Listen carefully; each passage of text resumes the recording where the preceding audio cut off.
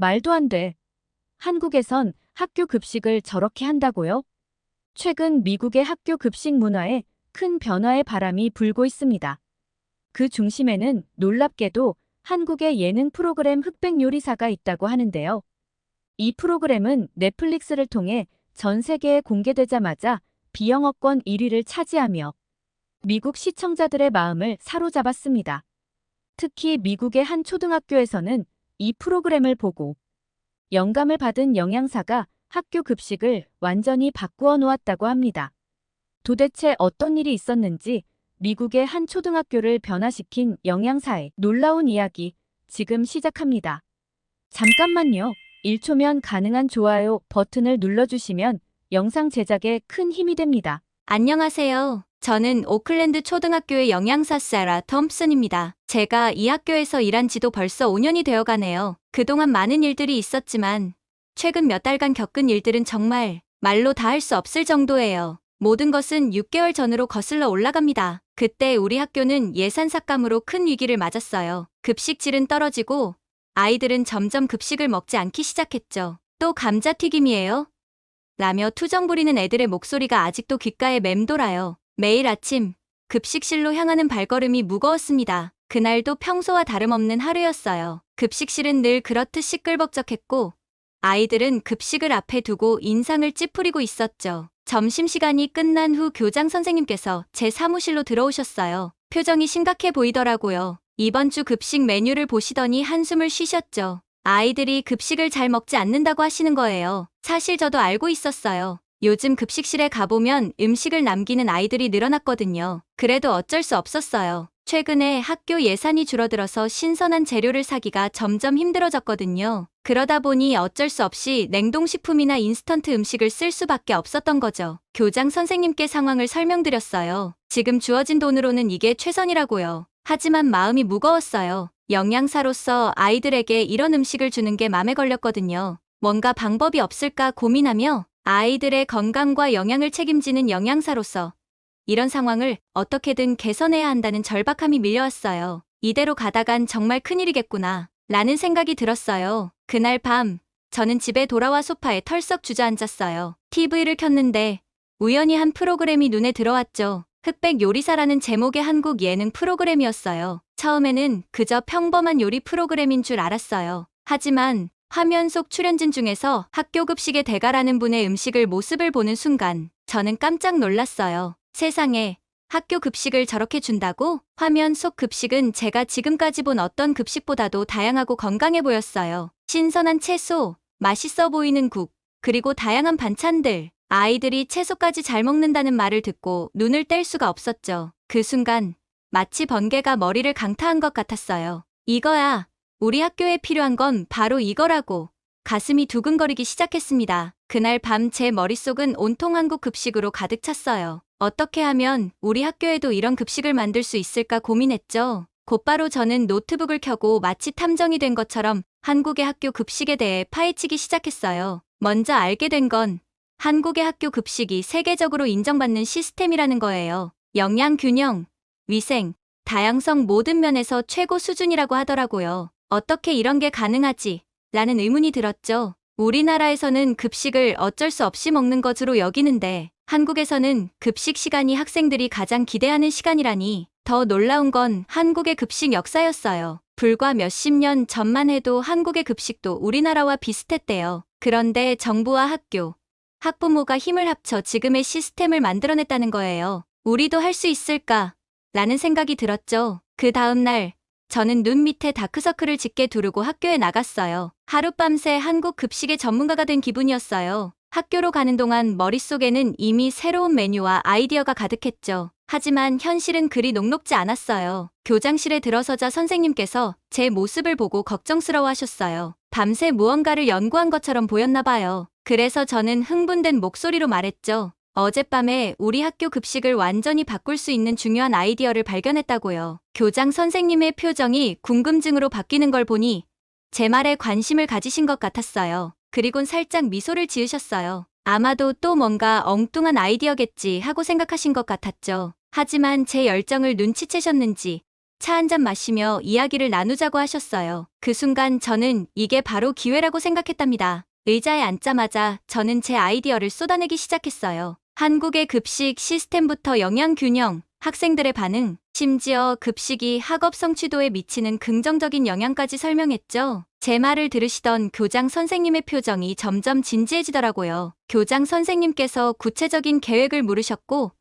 저는 메뉴 개선과 급식실 환경 개선에 대한 생각을 말씀드렸어요. 튀김 위주에서 벗어나 다양한 채소와 단백질을 활용한 건강한 메뉴로 바꾸고 아이들이 즐겁게 식사할 수 있는 공간을 만들고 싶다고 설명했죠. 하지만 교장 선생님은 예산 문제를 지적하셨어요. 저도 그 현실의 벽을 잠시 잊고 있었던 거죠. 그래도 물러설 순 없었어요. 우리가 할 수 있는 작은 것부터 시작해보자고 제안했죠. 다행히 교장 선생님의 표정이 조금 누그러졌어요. 결국 한 달 동안 시범 운영해보고 결과가 좋으면 계속 진행하기로 결정했죠. 그 말을 듣는 순간 제 가슴이 벅차올랐어요. 드디어 시작이구나. 우리 아이들에게 더 나은 급식을 제공할 수 있는 기회가 온 거예요. 교장실을 나오는 길, 복도에서 아이들과 마주쳤어요. 평소라면 그냥 스쳐 지나갔을 텐데 이번엔 달랐어요. 아이들의 얼굴을 하나하나 유심히 바라봤죠. 그리고 마음속으로 다짐했어요. 꼭 성공시키겠어. 우리 아이들을 위해서. 그날 밤 저는 한국 요리책을 사러 서점에 갔어요. 비빔밥,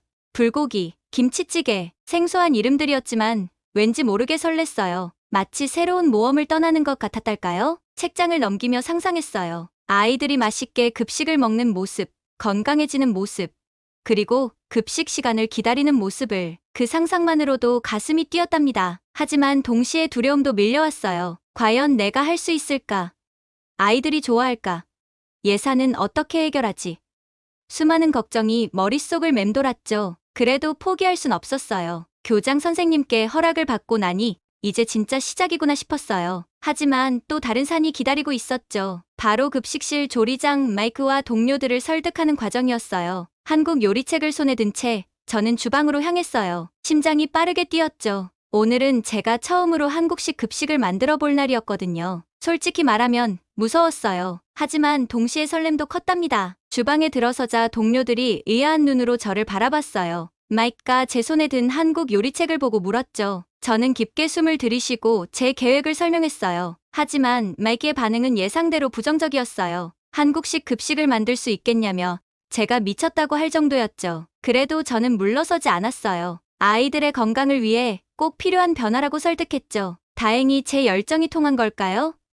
마이크의 표정이 점차 호기심 어린 눈빛으로 바뀌더라고요. 결국 마이크도 한번 해보자며 동의해줬어요. 그 말에 저는 안도의 한숨을 내쉬었죠. 그리고 마침내 그날이 왔어요. 아이들의 반응이 걱정되면서도 기대됐죠. 우리의 첫 도전이 어떤 결과를 가져올지 그 순간을 마주하려니 가슴이 두근거렸답니다. 하지만 생각보다 쉽지 않았어요. 야채를 썰고 고기를 볶고 계란을 부치는 동안 땀이 비 오듯 흘렀답니다. 드디어 완성된 비빔밥을 보며 우리 모두 환호성을 질렀어요. 색색의 야채와 고기, 그리고 노란 계란이 어우러진 모습이 정말 예뻤거든요. 하지만 진짜 시험은 이제부터였죠. 과연 아이들의 반응은 어떨까? 급식 시간. 아이들은 평소와 다른 메뉴에 놀란 눈치였어요. 이게 뭐예요? 덤슨 선생님, 무지개 같아요. 이밀리의 눈이 반짝거렸어요. 저는 가슴이 두근거리는 걸 느꼈어요. 이게 바로 제가 꿈꾸던 순간이었으니까요. 저는 최대한 밝은 목소리로 대답했어요. 오늘은 특별한 날이야. 한국의 유명한 음식, 비빔밥이란다. 한번 먹어보렴. 이밀리는 조심스레 숟가락을 들어 비빔밥을 한 입 먹었어요. 그리고, 와, 이거 정말 맛있어요. 이밀리의 감탄에 주변 아이들도 호기심 어린 눈으로 비빔밥을 바라보기 시작했어요. 하나둘씩 아이들이 비빔밥을 맛보기 시작했고 급식실은 곧 감탄사로 가득 찼죠. 이게 진짜 우리 학교 급식이에요. 얘들아, 이거 먹어봐. 진짜 맛있어. 처음에는 조심스럽게 먹던 아이들이 점점 식사에 열중하기 시작했어요. 제 가슴이 두근거렸죠. 그때 한 아이가 저에게 다가왔어요. 선생님, 이거 정말 맛있어요. 내일도 이거 먹을 수 있어요? 그 말을 듣는 순간 제 눈에 눈물이 고였어요. 작은 성공이었지만 저에겐 정말 큰 의미가 있었거든요. 이제 시작이구나. 우리도 할 수 있구나. 그런 생각이 들었답니다. 아이들의 반응에 저는 안도의 한숨을 내쉬었어요. 하지만 모든 게 순조롭진 않았죠. 이게 뭐야?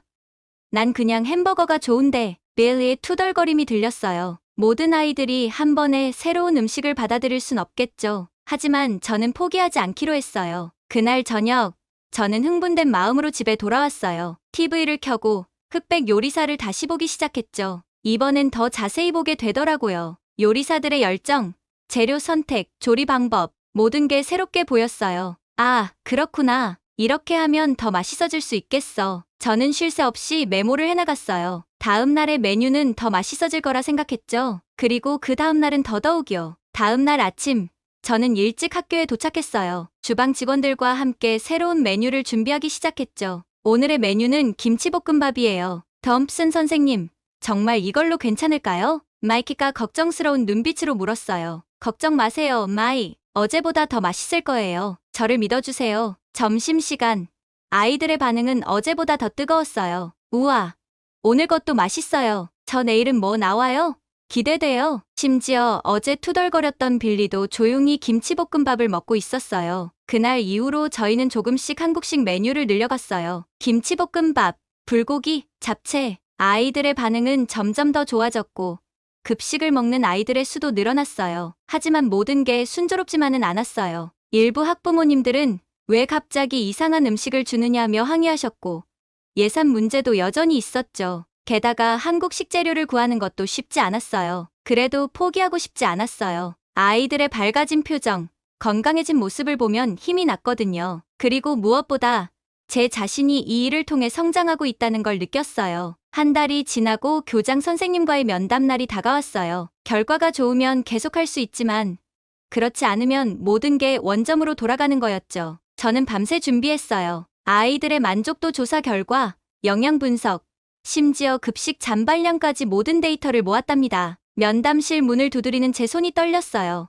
이 순간이 제 인생의 전환점이 될 거란 걸 알았거든요. 문을 열고 들어가며 마음속으로 기도했어요. 제발, 우리 아이들을 위해 좋은 결과가 있기를. 면담실에서 나오는 제 발걸음은 가벼웠어요. 교장 선생님께서 한국식 급식을 계속하는 것을 승인해 주셨거든요. 하지만 이게 끝이 아니었죠. 오히려 진짜 도전은 이제부터 시작이었습니다. 그날 밤, 저는 다시 흑백 요리사를 봤어요. 이번에도 꼼꼼히 보았죠. 그중 급식대가로 나오신 분의 열정과 노하우가 눈에 들어왔죠. 우리 아이들 건강이 최우선이에요. 그 말씀이 너무 가슴에 와닿았어요. 다음 날, 저는 새로운 각오로 주방에 들어섰습니다. 흑백 요리사에서 본 것처럼 우리도 최고의 급식을 만들 수 있을 거예요. 그날의 메뉴는 김치찌개였어요. 처음 만드는 거라 긴장됐지만 열심히 준비했죠. 아이들의 반응은 기대 이상이었어요. 와, 이거 진짜 맛있어요. 한 아이가 소리쳤죠. 그 말을 들으니 눈물이 날 것 같았어요. 우리의 노력이 헛되지 않았다는 걸 느꼈거든요. 하지만 모든 게 순탄하지만은 않았어요. 어떤 날은 음식이 잘 안 되기도 하고 일부 아이들은 여전히 한국 음식에 적응하지 못했죠. 그럴 때마다 저는 흑백 요리사의 한 장면을 떠올렸어요. 심사위원 중 한 분이 실패해도 괜찮아. 다시 도전하면 돼. 라고 말씀하시는 장면이었죠. 그 말씀을 기억하며 저도 포기하지 않고 계속 도전했어요. 점점 더 다양한 한국 요리를 시도했어요. 불고기, 잡채, 떡볶이. 아이들이 좋아하는 메뉴를 찾아가는 과정이 정말 재미있었어요. 특히 흑백 요리사에서 본 것처럼 아이들의 의견을 듣고 메뉴를 개선해 나갔죠. 한 달이 지나고 두 달이 지나면서 변화가 눈에 띄게 나타나기 시작했어요. 급식을 먹는 아이들이 늘어났고 잔발량은 줄어들었죠. 심지어 일부 학부모님들께서 우리 아이가 집에서도 한국 음식을 먹고 싶어 해요. 라는 말씀을 해주시기도 했어요. 그러던 어느 날 뜻밖의 손님이 우리 학교를 찾아오셨어요. 바로 지역방송국의 제작진이었죠. 우리 학교의 한국식 급식 이야기를 듣고 취재를 오신 거였어요. 정말 믿기지 않았어요. 그들은 우리의 급식 준비 과정부터 아이들이 먹는 모습까지 모두 카메라에 담았어요. 인터뷰 중에 제작진이 물었어요. 어떻게 이런 변화를 시도하게 되셨나요? 저는 망설임 없이 대답했죠. 흑백 요리사를 보고 영감을 받았어요. 한국의 학교 급식 문화가 정말 놀라웠거든요. 그날 밤, 저는 가슴이 벅차올랐어요. 우리가 시작한 작은 변화가 이렇게 큰 관심을 받다니. 그리고 그 변화의 시작이 흑백 요리사였다는 게 정말 신기했죠. 다음 날, 아이들과 교직원들 모두가 들떠 있었어요. TV에 나온다는 소식에 모두가 흥분한 거죠. 저는 이 기회를 활용해 더 큰 변화를 만들어내고 싶었어요. 그래서 교장 선생님께 제안했어요. 한국의 학교처럼 우리도 영양사와 조리사를 더 채용하고 급식실 환경을 개선하는 건 어떨까요?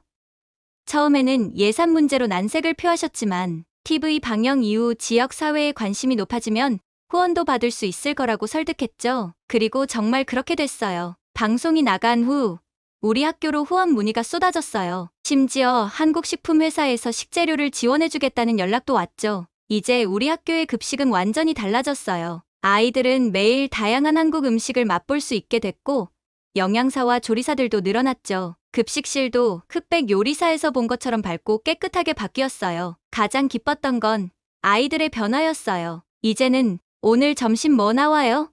하고 기대에 찬 목소리로 물어보는 아이들을 보면 정말 뿌듯해요. 이 모든 변화의 시작점이 흑백 요리사였다는 게 믿기지 않아요. 한 프로그램이 이렇게 큰 변화를 만들어낼 수 있다니 정말 감사한 마음이 들었죠. 더 맛있고 건강한 급식을 만들기 위해 그리고 아이들의 밝은 미소를 위해 노력해야겠다고 생각했어요. 우리의 한식, 급식 혁명이 순조롭게 진행되는 듯했어요. 아이들의 반응은 날이 갈수록 좋아졌고 학부모들의 피드백도 긍정적이었죠. 하지만 모든 혁명에는 반대 세력이 있는 법이에요. 그리고 우리의 방해꾼은 전혀 예상치 못한 곳에서 등장했답니다. 어느 날 점심시간이 끝나고 주방을 정리하고 있을 때였어요. 낯선 양복 차림의 남자가 저에게 다가왔죠. 그의 명함에는 프랭크 밀러, Fast and Easy Foods CEO라고 쓰여 있었어요. 프랭크는 우리 학교의 급식 메뉴 변화에 대해 언급하며 이것이 그의 회사와의 계약에 문제가 될 수 있다고 말했어요. 순간 저는 어리둥절했어요. Fast and Easy Foods가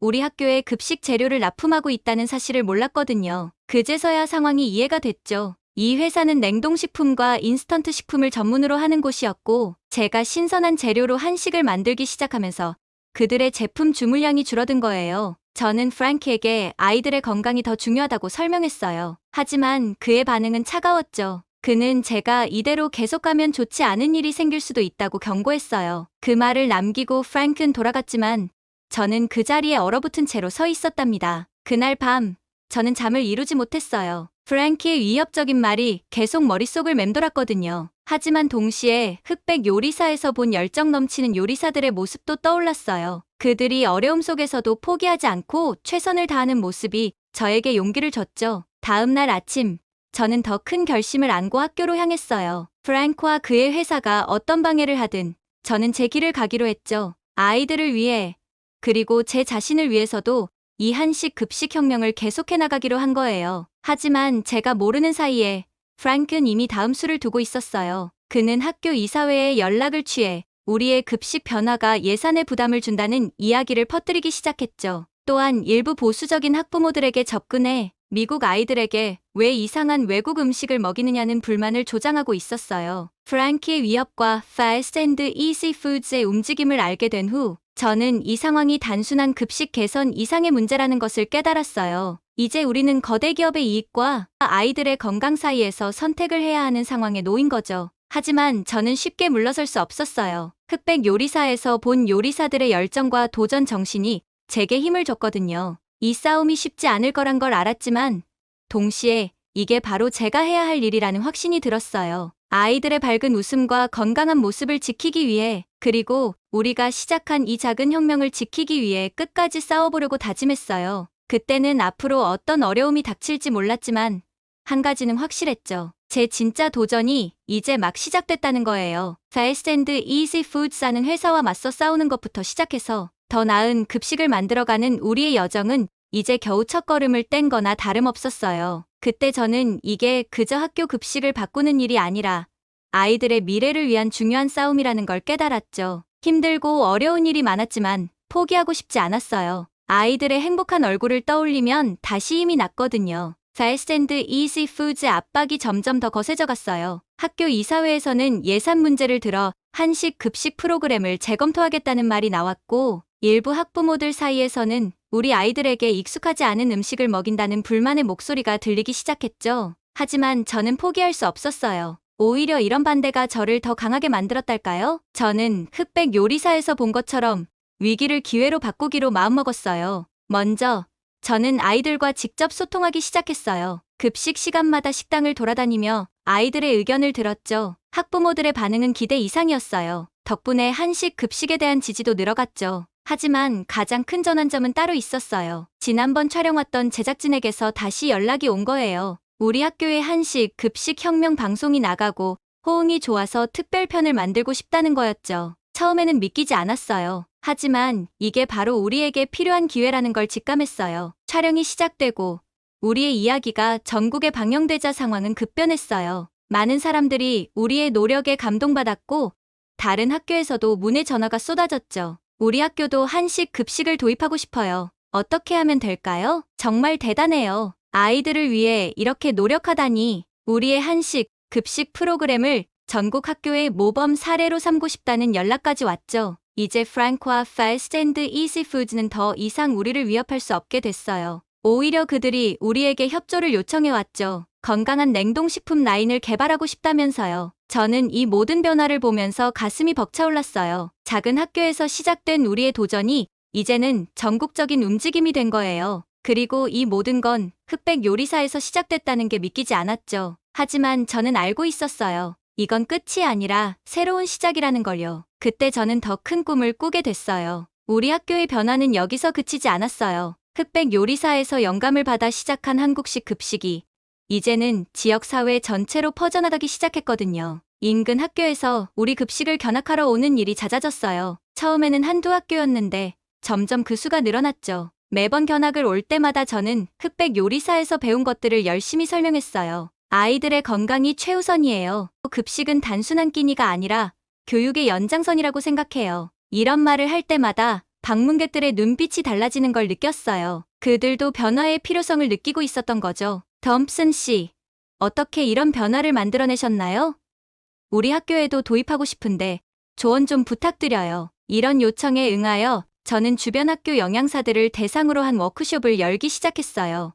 워크숍에서는 우리가 어떻게 한식을 급식에 도입했는지, 어떤 어려움이 있었고, 어떻게 극복했는지를 공유했죠. 한식의 장점은 다양한 재료를 사용한다는 거예요. 덕분에 영양 균형을 맞추기가 쉽죠. 또한 발효식품을 많이 사용해서 아이들의 소화에도 도움이 됩니다. 워크숍 이후 실제로 한식을 급식에 도입하는 학교들이 하나둘 늘어나기 시작했어요. 하지만 모든 게 순조롭지만은 않았죠. 일부 학교에서는 예산 문제나 조리 시설의 한계로 어려움을 겪기도 했어요. 이런 학교들을 위해 우리는 간편 한식 키트를 개발했어요. 미리 손질된 재료와 양념을 패키지로 만들어서 조리를 간편하게 할 수 있게 한 거죠. 이 키트는 많은 학교에서 호응을 얻었어요. 덤슨 씨, 이 키트 덕분에 우리도 한식을 급식으로 제공할 수 있게 됐어요. 정말 감사합니다. 어느 날은 지역 신문사에서 취재를 왔어요. 어떻게 이런 변화를 시작하게 되셨나요? 라는 질문에 저는 또다시 흑백 요리사 이야기를 꺼냈죠. 한국의 TV 프로그램을 보고 영감을 받았어요. 그들의 열정과 노하우를 우리 현실에 맞게 적용해 본 거죠. 이 인터뷰가 나간 후 정말 믿기 힘든 일이 일어났어요. 우리 지역 내 약 20개의 학교가 한식을 급식에 도입했다는 소식이 들려왔어요. 작은 변화였지만 의미 있는 진전이었죠. 하지만 동시에 새로운 도전도 시작됐어요. 한식 급식의 확산으로 식자재 수급에 어려움이 생긴 거예요. 특히 김치와 고추장 같은 핵심 재료의 공급이 부족해졌죠. 이 문제를 해결하기 위해 우리는 지역 농가들과 협력하기 시작했어요. 학교 근처의 농가에서 직접 재료를 공급받고 그 농가의 한식 재료 재배법을 가르쳐주는 프로그램을 시작한 거죠. 이제 우리 농장에서도 고추와 배추를 키워요. 학교에 공급할 수 있어 정말 기뻐요. 이 프로그램은 지역 경제 활성화에도 도움이 됐어요. 농가의 소득이 늘어나고 지역 사회와 학교의 연결고리가 강해진 거죠. 그리고 예상치 못한 곳에서 또 다른 도움의 손길이 찾아왔어요. 바로 지역 대학교의 한인 학생회였죠. 어느 날, 한 젊은 학생이 저를 찾아왔어요. 안녕하세요. 덤슨 선생님. 선생님의 한식, 급식 프로그램 소식을 듣고 찾아왔습니다. 데이빗은 자신들이 우리 프로그램을 돕고 싶다고 말했어요. 한국 문화를 알리는 것이 그들의 목표 중 하나였고, 우리의 프로그램이 그 좋은 기회가 될 수 있다고 생각했다네요. 우리는 함께 한식 문화 교실을 기획했어요. 매주 토요일, 한인 학생들이 학교에 와서 아이들에게 한국 문화와 음식에 대해 가르치는 프로그램이었죠. 첫 수업은 김치 만들기였어요. 아이들은 처음에는 낯선 냄새에 인상을 찌푸렸지만 직접 만들어 보니 흥미를 느끼기 시작했죠. 와, 이게 정말 김치가 되는 거예요? 선생님, 제가 만든 김치를 집에 가져가도 돼요? 아이들의 반응은 기대 이상이었어요. 그들은 단순히 음식을 만드는 것을 넘어 새로운 문화를 경험하고 있었던 거죠. 이 프로그램은 예상치 못한 효과도 가져왔어요. 아이들이 집에 가서 한국 문화에 대해 이야기하면서 부모님들도 관심을 갖기 시작한 거예요. 덤슨 선생님, 우리 아이가 집에서도 김치를 만들어요. 저도 한번 배워보고 싶네요. 이런 관심 덕분에 우리는 부모님과 함께하는 한식 교실도 열게 되었어요. 주말마다 학부모들이 모여 김치찌개, 불고기 등 한식을 배우는 시간을 가졌죠. 이 활동들은 우리 프로그램에 대한 지역 사회의 지지를 크게 높였어요. 더 이상 이상한 외국 음식이 아니라 우리 지역 사회의 새로운 문화로 받아들여지기 시작한 거죠. 데이비드와 한인 학생들의 도움은 정말 컸어요. 그들 덕분에 우리는 단순히 급식을 제공하는 것을 넘어 문화교류의 장을 만들 수 있었죠. 덤슨 선생님, 저희도 이 활동을 통해 많이 배웠어요. 한국인으로서의 정체성을 더 강하게 느끼게 되었고, 문화를 나누는 기쁨도 알게 되었습니다. 데이비드의 이 말을 들으며 저는 우리의 프로그램이 생각보다 더 큰 의미를 가지고 있다는 걸 깨달았어요. 그리고 다시 한번 흑백 요리사를 떠올렸죠. 그 프로그램이 저에게 영감을 준 것처럼 우리의 활동이 또 다른 누군가에게 영감을 줄 수 있다는 사실에 가슴이 벅차올랐답니다. 물론 아직 갈 길이 멀어요. 모든 학생들이 한식을 좋아하는 건 아니고 일부 학부모님들은 여전히 의구심을 갖고 계시죠. 하지만 우리는 포기하지 않을 거예요. 오히려 이런 도전이 우리를 더 강하게 만들어주고 있다고 생각해요. 지난 날을 돌아보면 정말 많은 일들이 있었어요. 때로는 힘들고 포기하고 싶을 때도 있었지만 아이들의 밝아진 표정을 보면 다시 힘을 낼 수 있었죠. 우리가 시작한 이 작은 변화가 이렇게 큰 파도를 만들어낼 줄은 정말 몰랐어요. 앞으로도 계속해서 더 나은 급식, 더 건강한 아이들을 위해 노력할 거예요. 그리고 이 여정에 더 많은 분들이 함께해 주셨으면 좋겠어요. 우리 지역을 넘어 더 많은 학교에 건강하고 맛있는 급식을 제공하는 그날까지 우리의 노력은 계속될 거예요. 흑백 요리사를 처음 봤을 때가 생각나요. 그때는 몰랐죠. 이 프로그램이 제 인생을 이렇게 바꿔놓을 줄은요. 지금도 여러 번 그 프로그램을 다시 봐요. 그때마다 새로운 영감을 얻곤 하죠. 앞으로도 흑백 요리사를 보면서 계속 배워나갈 거예요. 한식에 관한 책도 읽고 다른 요리 프로그램도 찾아보면서 공부할 생각이에요. 인터넷에서 한국 요리 영상도 많이 찾아보고요. 제 꿈은 간단해요. 우리 아이들에게 더 건강하고 맛있는 급식을 제공하는 거예요. 매일매일 조금씩 발전해 나가다 보면 언젠가는 정말 훌륭한 급식을 만들 수 있을 거라고 믿어요. 아이들이 급식 시간을 기다리고 맛있게 먹는 모습을 상상하면 절로 미소가 지어져요. 그날을 위해 오늘도 열심히 노력할 거예요. 이게 바로 제가 꿈꾸는 미래랍니다. 오늘 사연은 여기까지입니다. 미국의 한 작은 학교에서 시작된 한식 급식 변화 이야기 어떠셨나요? 흑백 요리사라는 한국 예능 프로그램에서 영감을 받아 시작된 작은 변화가 어떻게 큰 파급력을 가져왔는지 보여주는 흥미로운 사례였습니다. 초등학교 한 급식 영양사의 노력으로 시작된 한식 급식 프로그램, 그리고 이를 통해 변화된 학생들의 건강과 식습관, 나아가 지역 사회와의 연계까지. 음식이 단순히 먹는 것을 넘어 문화와 교육, 그리고 지역 사회를 연결하는 매개체가 될 수 있다는 점이 인상적이었습니다. 특히 이 프로그램이 주변 학교로 확산되고 대학생들과의 협력을 통해 더 큰 문화 교류의 장으로 발전해 나가는 과정이 흥미로웠습니다. 한 사람의 작은 아이디어가 어떻게 전체 지역 사회를 변화시킬 수 있는지를 잘 보여주는 사례라고 생각합니다. 여러분은 학교 급식의 중요성에 대해 어떻게 생각하시나요? 그리고 이런 문화 교류 프로그램이 우리 사회에 어떤 영향을 미칠 수 있을지 여러분의 의견을 댓글로 남겨주세요. 감동 뭉클에서는 여러분의 소중한 마음을 모아 사연 주인공들에게 전해드리고 있습니다. 여러분 주변에 감동적이거나 재미있는 실제 사연들을 제보받고 있으니 언제든 저희 공식 메일로 제보해주세요. 여러분이 보내주신 사연이 다음 영상의 주인공이 될 수 있습니다. 오늘 들려드린 사연이 마음에 드셨다면 구독과 좋아요 눌러주시고 주변 분들과도 공유해주세요. 여러분의 작은 관심과 응원이 더욱 좋은 콘텐츠를 만드는데 큰 힘이 됩니다. 이상 감동 뭉클이었습니다. 끝까지 시청해주셔서 감사합니다. 다음에 더 감동적인 사연으로 찾아뵙겠습니다.